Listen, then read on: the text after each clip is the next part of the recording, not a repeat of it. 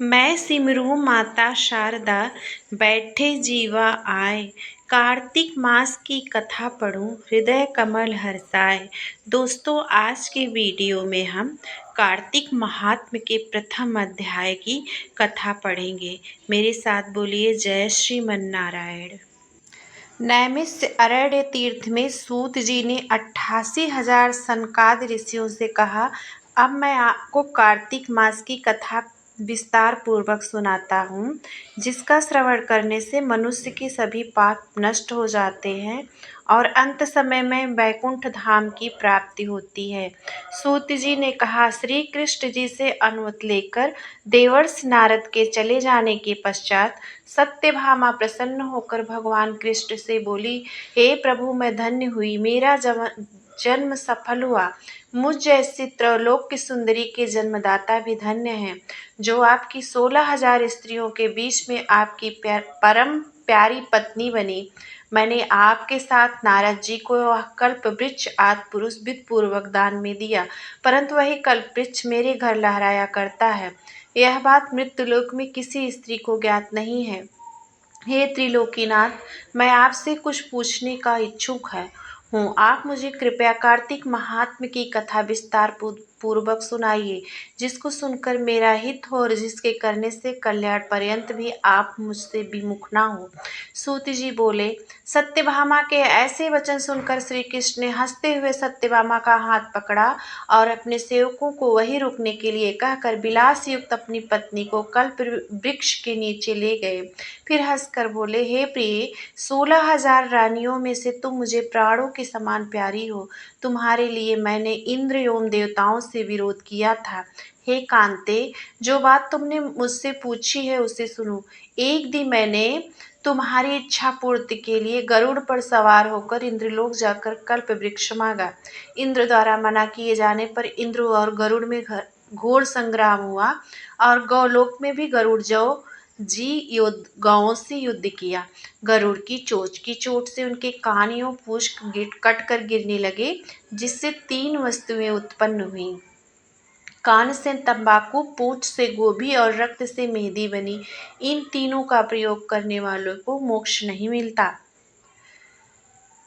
तब गौओं ने भी क्रोधित होकर गरुड़ पर वार किया, जिससे उनके 3 पंख कटकर गिर गए। इनके पहले पंख से नीलकंठ, दूसरे से मोर और तीसरे से चकवा चकवी उत्पन्न हुए। प्रिय, इन तीनों का दर्शन करने मात्र से ही शुभ फल प्राप्त हो जाता है।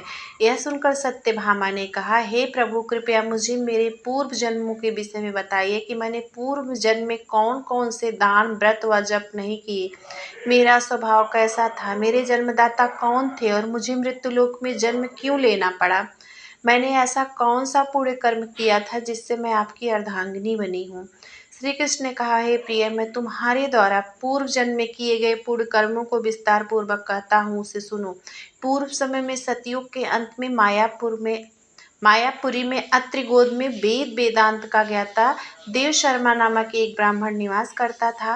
वह प्रतिदिन अतिथियों की सेवा, हवन और सूर्य भगवान का पूजन किया करता था। वह सूर्य के समान तेजस्वी था। वृद्धावस्था में उसे गुणवती नामक कन्या की प्राप्ति हुई। उस पुत्रहीन ब्राह्मण ने अपनी कन्या का विवाह अपने ही चंद्र नामक शिष्य के साथ कर दिया। वह चंद्र को अपने पुत्र के समान मानता था और चंद्र भी उसे अपने पिता की भांति सम्मान देता था। एक दिन वो दोनों कुश व समिधा लेने के लिए जंगल में गए। जब वे हिमालय की तलहटी में भ्रमण कर रहे थे, तब उन्हें एक राक्षस आता हुआ दिखाई दिया। उस राक्षस को देखकर भय के कारण उनके अंग शिथिल हो गए और वे वहां से भागने में भी असमर्थ हो गए। तब उस काल के समान राक्षस ने उन दोनों को मार डाला। चूंकि वो धर्मात्मा था, इसलिए मेरे पार्षद उन्हें मेरे वैकुंठ धाम में मेरे पास ले आए। उन दोनों द्वारा आजीवन सूर्य भगवान की पूजा किए जाने के कारण मैं दोनों पर अति प्रसन्न हुआ। गणेश जी, शिव जी, सूर्य व देवी, इन सब की पूजा करने वाले मनुष्य को स्वर्ग की प्राप्ति होती है। मैं एक होता हुआ भी काल और कर्मों के भेद से 5 प्रकार का होता हूँ। जैसे एक देवदत्त, पिता, भ्राता आदि नामों से पुकारा जाता है। जब वे दोनों विमान पर आरूढ़ होकर सूर्य के समान तेजस्वी रूपवान चंदन की माला धारण किए हुए मेरे भवन में आए, तो वे दिव्य भोगों को भोगने लगे। इस प्रकार कार्तिक मास के महात्म का पहला अध्याय पूर्ण हुआ। इस प्रकार कथा सुनने के पश्चात भगवान श्री हर विष्णु के नाम का जयकारा जरूर लगाएं। बोलिए श्री हरि भगवान विष्णु की जय, जगत के पालनहार की जय। दोस्तों, कथा को सुनने के पश्चात जितनी देर हो सके भगवान के नाम का कीर्तन अवश्य करें और अंत में भगवान की घी के बाती के साथ आरती करनी चाहिए। कार्तिक मास में कार्तिक महात्म की कथा सुनने से, भगवान की पूजा करने से, तुलसी की सेवा करने से और दीपदान करने से अमोघ फलों की प्राप्ति होती है, अक्षय फलों की प्राप्ति होती है। कार्तिक महीने में जो व्यक्ति भगवान विष्णु और माता लक्ष्मी की उपासना करते हैं उनकी सारी इच्छाएं भगवान पूर्ण करते हैं और अंत में वैकुंठ धाम को प्राप्त करते हैं। तो अगले वीडियो में हम कार्तिक महात्म की अध्याय 2 की कथा लेकर के आएंगे। इस कथा को सुनने के लिए आपका बहुत बहुत आभार, धन्यवाद। जय श्री कृष्णा, राधे राधे।